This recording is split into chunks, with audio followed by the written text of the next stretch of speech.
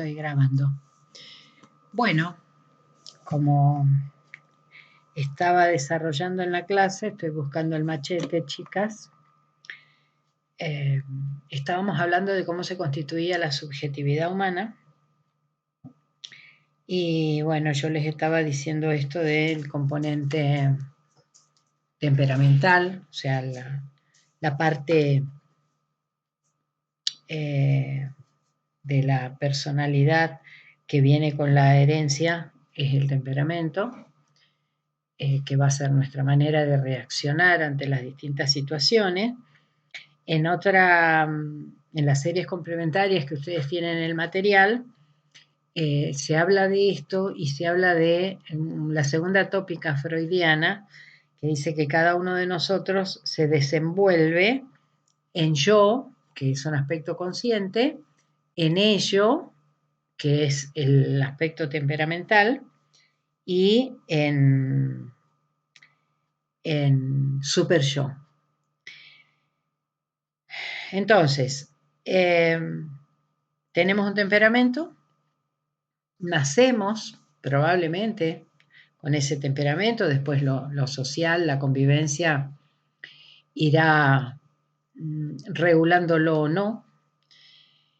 Y desde la vida en gestación, nosotros transitamos dentro del cuerpo de nuestra madre, 9 meses la mayoría de nosotros. En esa etapa también quedan sentadas formas en el inconsciente desde el 14 día de gestación, que se comienza a formar la cresta neural en el feto. Nosotros tenemos rango de persona. Entonces, ¿qué significa eso? Que vamos a tener un sistema neurológico independiente del de nuestra madre. El sistema neurológico del bebé se va a formar dentro de la panza, en ese recipiente que lo contiene durante los meses de gestación, pero su cerebro se va formando independientemente, pero sin ninguna duda con los estímulos, ¿no? No es lo mismo nacer de un embarazo deseado, de un embarazo fácil y rápido, que llegar al mundo de un embarazo con dificultades, de una madre enferma. Todas esas cosas son disposiciones que van a ayudar a forjar el aspecto del carácter que se llama aspectos congénitos, ¿sí? Los de la vida en gestación. O sea, la personalidad está formada por el temperamento más el carácter. Las primeras marcas del carácter, ¿por qué se llama carácter? Porque es la seña particular de cada uno de nosotros, es la característica. Por eso es que todos, absolutamente todos, somos únicos e irrepetibles y somos diferentes. Por eso los hermanos somos tan diferentes, aunque seamos hijos de los mismos padres. Los únicos que tienen un temperamento similar son los gemelos, los que son idénticos, que son del mismo género, porque son la división celular del mismo óvulo y el mismo espermatozoide. Por lo tanto, temperamentalmente van a ser idénticos tampoco, pero van a ser muy, muy parecidos. Pero el carácter, aunque sea dentro de la vida en gestación, los gemelos tienen toda una particularidad, ¿no? Conviviendo pegado al cuerpo de su gemelo, que lo tienen los mellizos también, pero los mellizos nacen de distinto sexo, nacen con distintas contexturas. Ya no es el mismo óvulo y el mismo espermatozoide. Son distintos óvulos y distintos espermatozoides con distinta carga genética. Pero bueno, esos aspectos congénitos van a dejar marcas en mi futuro carácter.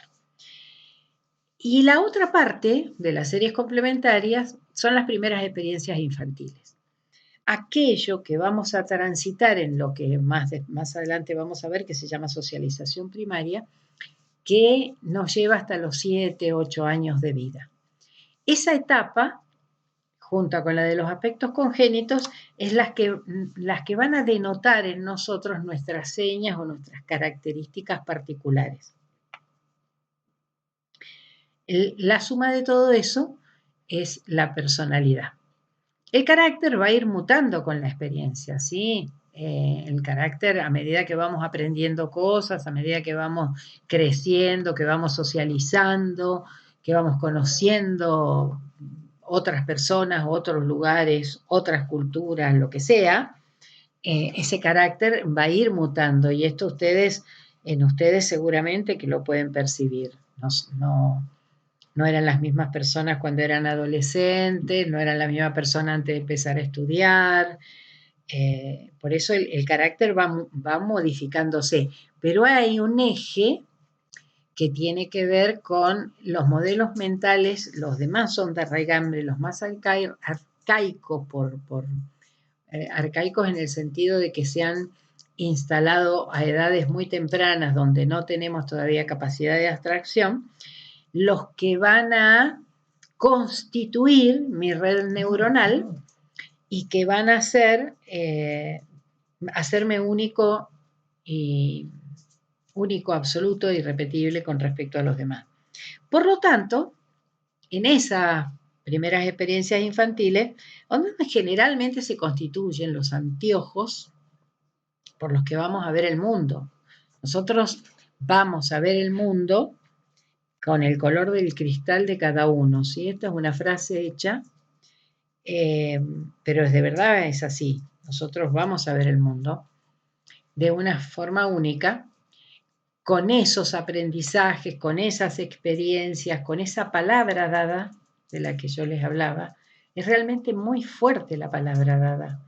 Me parece que ustedes tienen, no sé si en esta ponencia, a ver, estoy buscando las diapositivas, si no está en esta ponencia, sí, está en la diapositiva número 22 de este Power, hay una imagen que es el desarrollo de la red neuronal de un recién nacido, de un niño, de un bebé a los 3 meses, de un bebé a los 15 meses y un bebé a los 2 años. Fíjense la complejidad de conexiones neuronales que ya tenemos a los 2 años. Por eso, la palabra dada, desde tan pequeño, es la que va a constituir un mapa que va a ser muy, muy difícil de revisar, si lo queremos revisar en la vida adulta, porque son palabras o gestos, ¿sí? Porque la palabra no es solamente la palabra hablada, sino es la gestualidad, sino es, por ejemplo, una teta, que también es palabra. O sea, hay madres que dan la teta con entrega y amor y con todo el tiempo para disponer de eso. Hay madres que dan la teta como si estuvieran corriendo porque trabajan y tienen una hora para dar la teta. Hay madres que no dan la teta, entonces eso ya es también un proceso comunicacional que va a constituir una determinada red neuronal particular de un chico a otro, particular de un hermano a otro. En esta etapa de la vida es que se constituyen lo que la neurociencia llama esquemas mentales, lo que desde otro marco teórico llamamos modelos mentales, pero que van a ser, ¿qué son los modelos mentales o los esquemas mentales? Van a ser las imágenes más fuertemente guardadas que nos van a quedar para denotar en el afuera lo que sea que conozcamos después.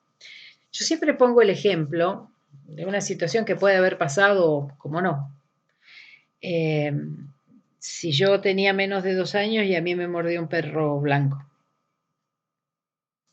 Y yo soy un adulto que le tiene pánico a los perros y si el perro que se acerca es blanco, yo entro en un estado de ansiedad que no entiendo por qué lo tengo y a lo mejor el dueño del perro me dice, pero si el perro es buenísimo.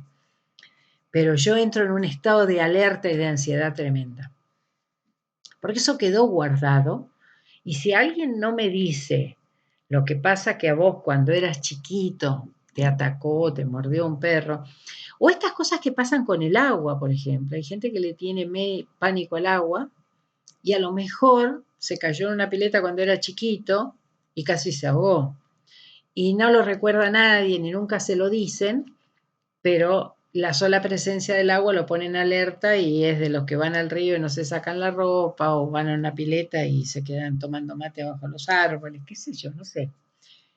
Después lo charlaremos, pero hay infinidad de situaciones, pero vean esa imagen.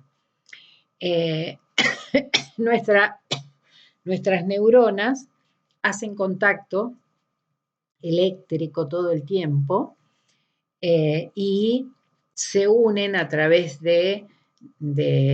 hacen sinapsis, se llama, a través de dendritas, que son como manitos que tienen. Entonces, nuestros pensamientos, todas las situaciones que que nos van pasando en el afuera, hacen a esa red neuronal, pero la más fuerte y la más importante de todas es la que se constituye hasta los 2 años de edad. La más difícil de trabajar, porque por ahí a mí me pasa mucho con personas que vienen a decodificar, yo hago decodificación biológica, a decodificar y son experiencias que le pasaron o que a lo mejor no la recuerdan. Yo recuerdo a una señora con la que trabajé un tiempo. Ella tenía una aversión al sexo tremenda,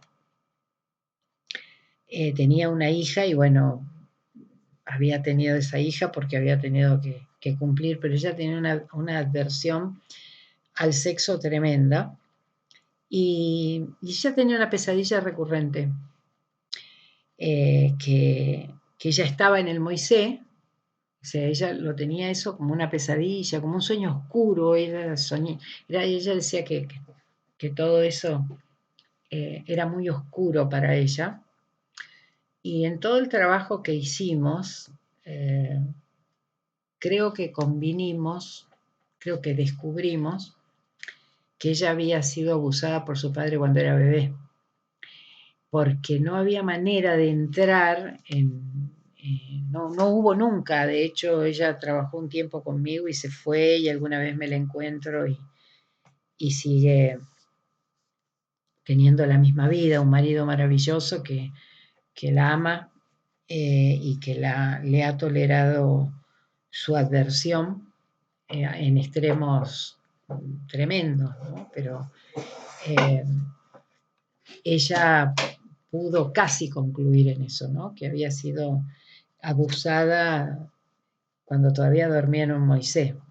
Y estas cosas suelen pasar, entonces esa aversión al sexo que nunca la pudimos terminar de decodificar, que ella se fue porque hacía un empeño, le ponía un empeño tremendo a la búsqueda interna, pero bueno, llegaba ahí, llegaba un momento en que su recuerdo no existía más.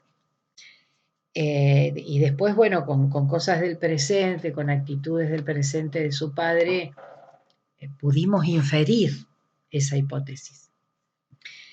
Entonces, la subjetividad humana, que va a ser mi personalidad, se va constituyendo eh, en todos esos aprendizajes, en todas esas situaciones, en toda esa palabra dada. Vuelvo a repetir, palabra dada no es necesariamente la palabra. Palabra dada es lo gestual. Palabra dada es el tono de voz. Palabra dada es la mirada, ¿sí? Porque la comunicación humana, ustedes lo van a ver un poquito más adelante, hay un gráfico en la diapositiva. En la diapositiva 28 van a ver un gráfico que es una torta donde se muestra la incidencia en cualquier mensaje, en cualquiera el que sea, la incidencia o la importancia que tiene la palabra con respecto a la gestualidad y con respecto al tono de voz o la mirada. Eso realmente es así. Nosotros, yo les decía al principio de la clase, que nosotros tenemos un escáner que en menos de un parpadeo captamos señales, micro señales que tiene nuestro rostro. Nosotros acá alrededor de la boca y alrededor de los ojos tenemos micro señales que ni siquiera nosotros las podemos percibir, pero ese radar, ese no es un radar, es una tomografía, digamos, sí, inconscientemente lo percibe. Y estas son las señales por ahí de la mentira. Los que aprenden lenguaje corporal aprenden a notar en esas micro señales, por ejemplo, son gestos de la mentira. Entonces, lo que más importa y lo que más nos queda en la relación con el otro es los gestos que hagamos. Si movemos mucho las manos, si cruzamos mucho las piernas, si caminamos con los hombros encorvados, si sacamos pecho, si nos paramos en jarra, si nos paramos, no sé. Cualquier cosa que nosotros hagamos es un mensaje. Todo, absolutamente todo lo que hagamos o lo que no hagamos es comunicación. También se van a encontrar en la diapositiva nueva con los axiomas de la comunicación, ¿sí? Y se mencionan en la primera unidad. ¿Qué son los axiomas de la comunicación? Principios, en la década de los 70, del siglo pasado, 1970, un grupo de psicólogos que formaban parte de la escuela de Palo Alto, que se llama en una universidad en California, escribieron el primer libro de comunicación humana. Y ellos acuñaron 5 axiomas de la comunicación. El primero dice, no existe la no comunicación. Todo, absolutamente todo lo que hagamos o no hagamos, le está transmitiendo un mensaje al inconsciente del otro. Si yo miro mucho el reloj y le digo a la persona que está conmigo, no, tenés todo el tiempo del mundo, charlá, te escucho, y yo miro reiteradamente el reloj o miro algo que tenga que ver con el tiempo, el mensaje que le estoy transmitiendo no me interesa lo que estás diciendo, puede ser uno de los tantos mensajes. Estas son las cosas con las que me gustaría trabajar con ustedes y analizarlas con ustedes, ¿no? ¿Qué mensaje transmitimos? Una mamá, cuando le resuelve los problemas a sus hijos y le dice, deja que yo lo hago, le está transmitiendo un mensaje nefasto al cerebro social de ese chico. Le está diciendo, sos incapaz por eso lo hago yo. Por eso nunca, nunca deberíamos salirnos de nuestro rol, sea el rol en el que estemos. Es un tema que lo vamos a ver hacia el final del cursado, el tema de los roles. ¿Qué es un rol? Un conjunto de tareas que en un determinado momento del día yo realizo. Tengo el rol de mamá, tengo el rol de estudiante, tengo el rol de trabajadora, tengo el rol de madre, de hermana, o sea, todos nosotros tenemos un rol individual, un rol social, un rol laboral, un rol... tenemos al menos 4 roles. Y en cada uno de esos, nuestra personalidad se adecúa al conjunto de tareas que tiene que realizar. Y esto es cuando yo les hablo del cerebro social, es esto, no nos damos cuenta el mensaje que transmitimos al inconsciente del otro. Cuando yo le digo que sí, pero en realidad mi gestualidad está diciendo que no, a lo mejor mi mirada está diciendo que no, pero yo estoy diciendo que sí. Y el otro sabe, capta, que en realidad es un no en lugar de un sí. Entonces, el mensaje que yo transmito al cerebro social del otro es un tema que genera muchísimas dificultades en la comunicación. Por eso la comunicación humana es tan compleja, porque no siempre decimos y hacemos de acuerdo a lo que sentimos. La mayoría de las veces hacemos creyendo o esperando lo que creemos que el otro espera que hagamos. Y la mayoría de las veces no somos genuinos en lo que hacemos. Y también esto lo vamos a ver cuando veamos conducta y las áreas de la conducta. Vamos a ir viendo que la mayoría de las veces pensamos de una determinada manera porque sentimos de esa manera, pero en la relación con los demás terminamos haciendo todo lo contrario, porque creemos que el otro espera de nosotros eso. Y nosotros tenemos que ser nosotros quienes seamos, porque si somos respetuosos, nadie nos puede pedir que seamos quienes no somos. No, no debería nadie pedirnos que seamos quienes no somos. Entonces, atravesando el tema, acá van a encontrar en la diapositiva número 5, van a encontrar definiciones de hombre de Enrique Pichón Rivière. ¿Quién fue Pichón Rivière? El creador de la psicología social argentina. Pichón Rivière fue un grosso absoluto, un adelantado de todos los tiempos, un ser amado por todos los psicólogos sociales. Él murió en el año 77 de cáncer, o sea que hace muchos años nos dejó, pero su teoría sigue siendo tan vigente como la más actual de las teorías. Él era psiquiatra, era médico, y después formó y se formó como psicólogo social. Y él dice, el hombre es un ser de necesidades que solo se satisfacen socialmente. ¿Qué significa esto? Que no podemos hacer nada sin otro. Que todas las necesidades que tenemos requieren de un otro. Y cuando digo otro, hablo de cualquier otra persona, no hablo de, cuando me van a escuchar a mí decir otro, yo estoy hablando de cualquier otra persona que no sea yo. Si yo tengo que comprarme zapatos, voy a una zapatería. Si yo tengo que comprar comida, voy a un lugar donde vendan comida. Si yo, sí, que cualquier cosa que hagamos, necesitamos otro. Si tengo que cortarme el pelo, tengo que ir a una peluquería.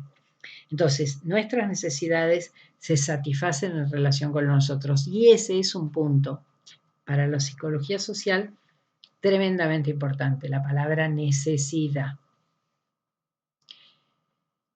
Y yo la engancho con otra palabra que tenemos que aprender a sacar de nuestro vocabulario. Lo estoy escribiendo en la crónica con la que voy a trabajar con ustedes para después retomarlo, que es la suposición. Como somos todos diferentes y como cada uno de nosotros tiene anteojos diferentes para ver la vida, todos suponemos. Y es el ruido más grande que tiene la comunicación humana. Yo las invitaría a escribir un día, que agarren papel y lápiz y se dediquen a escribir cuántas veces del día pensaron y dijeron supuse, supongo, suponía. ¿Está malo suponer? Sí, porque es un prejuicio, sí, porque veo desde lo mío aprendido y no lo veo al otro. ¿Y por qué lo engancho con la palabra necesidad? Porque en general lo que hacemos es tratar de entender lo que el otro necesita desde lo que yo creo que necesita, porque es lo que yo necesito. Es un juego de palabras pero en la medida que ustedes puedan hacer el análisis de esto, de darle al otro lo que realmente el otro necesita, no lo que yo supongo que necesita, vamos a mejorar enormemente la comunicación humana. Y en el caso de los hijos, las mamás normalmente hacemos eso, somos leedoras de pensamiento. Tenemos la bola de cristal, adivinamos el pensamiento. Le damos a nuestro hijo lo que nosotros creemos que necesita, en lugar de tratar de ver realmente qué necesita. Y ustedes como enfermeras van a tener que trabajarlo mucho eso, porque las personas con las que ustedes van a trabajar, la mayoría son personas que vienen con dolor y sufrimiento, por supuesto, porque hay dolor. Y y es muy importante saber realmente qué le hace bien al otro, porque ustedes van a tener un abordaje técnico con ellos, van a tomar la presión, van a poner inyecciones, van a hacer endovenosas, van a poner sueros, van a bañar, van a cambiar, pero si lo hacen desde la necesidad del otro, todo eso, va a ser mucho más sanador que intervenir abruptamente y decirle, movete, que te voy a poner una inyección, mostrame el traste, que te voy a poner una inyección. Ir explicándole al otro lo que vamos haciendo, lo que le estamos haciendo, y preguntarle, en esto que ustedes van a ver, en una materia que se llama ética, que tiene que ver con la vida y con el final de la vida y con la llegada de la vida, aparece mucho de esto, ¿no? De darle al paciente lo que el encarnizamiento terapéutico, por ejemplo, que es uno de los grandes dilemas que la enfermería tiene, porque el médico se empeña en sostener la vida más allá de la vida, ¿no? Eso a ustedes les genera muchas veces un conflicto porque tienen que hacer prácticas en personas que saben que ya no tienen vuelta atrás, ¿no? Entonces, uno de los principios de la bioética es la autonomía del paciente. El paciente es autónomo y puede pedir que paren ahí, que no le hagan eso, que no le den eso, que sean cuidadosos con su intimidad, qué sé yo, no sé, tantísimas cosas, ¿no? Entonces, este tema de la necesidad es un tema que yo quisiera que lo trabajasen en ustedes, pero también que va a ser un tema a trabajarlo profesionalmente. Acuérdense de esta frase hecha, que ya como va a quedar en video la van a poder escuchar. Yo no necesito, el otro no necesita, perdón, lo que yo creo que necesita. Necesita lo que necesita. Entonces, ¿cómo lo averiguo? Preguntando. ¿Cómo se resuelve suponer? Preguntando. ¿A vos te gusta la comida con sal? A mí eso me pasa, ¿ven? Me pasa con una amiga, muy, muy íntima, somos hermanas. Yo hace muchos años ya que no consumo con sal porque he tenido picos de presión y me acostumbré a comer sin sal. Y me resulta agradable, salvo la lechuga. Es difícil que todo lo como sin sal y no me molesta en absoluto. Pero ella es muy poco empática con los demás. Y en un momento dado de toda esta pandemia, ella se ofreció a hacerme comida, porque yo estaba con muchas horas de trabajo y comía cualquier cosa. Entonces, bueno, una semana le compré todo lo que ella me pidió y me hizo comida. Y parte de la comida no la pude comer. Y ella sabe que como sin sal. Pero ella la hace a su manera. Entonces, eso son de las cosas complicadas que tienen las relaciones humanas. La imposibilidad de ponerme en el lugar del otro y de tener en cuenta que el otro come sin sal, en este caso concreto, ¿no? Yo algunas cosas me las comí, otras no me las comí. Y cuando comemos juntas, que muchas veces, sobre todo en el verano, pasamos muchas horas juntas, yo le digo a ella, acordate de la ensalada, no le pongas sal a mi parte de la ensalada o deja que yo me condimente la ensalada. Si yo no le hago acordar, y ella usa muchísima sal. Entonces hay comidas que yo ya no las puedo comer porque además se me va a subir la presión, mi paladar no me lo banca. Entiendo al hombre, es otra definición de Pichón, como configurándose en una actividad transformadora, en una relación dialéctica mutuamente modificante con el mundo, relación que tiene su motor en la necesidad. La comunicación humana se construye, si tenemos que dar una definición de comunicación, con el que tengo enfrente. Hay tantas, tantas variables de comunicación como las personas con las que me encuentro por día.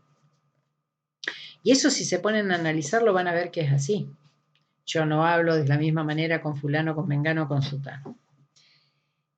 La neurociencia ha hecho investigaciones que dicen que usamos más o menos 50.000 comunicaciones por día.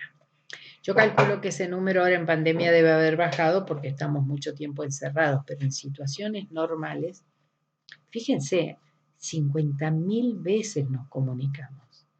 Y si esa comunicación es siempre supuesto, la cantidad de supuestos que aplicamos por día es enorme. Entonces, suponer no es saber, suponer es creer que sé. Entonces, el tips que yo les dejo de esta clase de hoy, lamentablemente interrumpida por mi computadora que se estaba reiniciando, ¿sí? Eso cada tanto la computadora me lo hace sola. Cuando corté con ustedes, la máquina se reinició sola. Entonces, evidentemente, bueno, sí, fue un conflicto de estar a lo mejor muchas horas conectada, qué sé yo. Me lo he hecho varias veces. Y yo no me termino de dar cuenta de eso, porque como estoy en acción, no me termino de dar cuenta, pero la próxima vez que me haga algo así, lo que yo tengo que hacer es reiniciar la máquina yo. Sacar, cerrarla, apagarla y empezar de nuevo. Lo que pasa que, bueno, implica abrir otra reunión y un montón de otras cuestiones que demoran tiempo. Pero evidentemente era mi máquina que estaba cansada. Hoy se cansó de tanto hablar. Bueno, chicas, esto, como les dije, se los mando por YouTube. Es una partecita más de la primera unidad.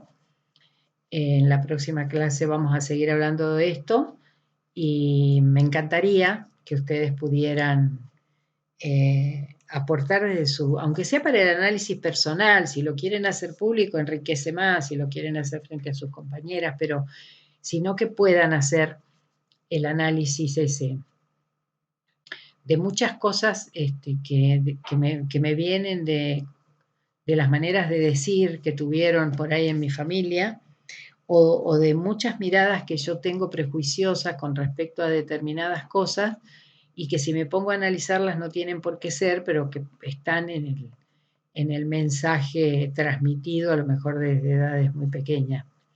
Y eso puede ser no solamente con respecto a las personas, puede ser con respecto a la comida, qué sé yo. Por ahí hay gente que no come determinadas cosas, o gente que no escucha determinada música porque no está de acuerdo con la ideología de quien la canta.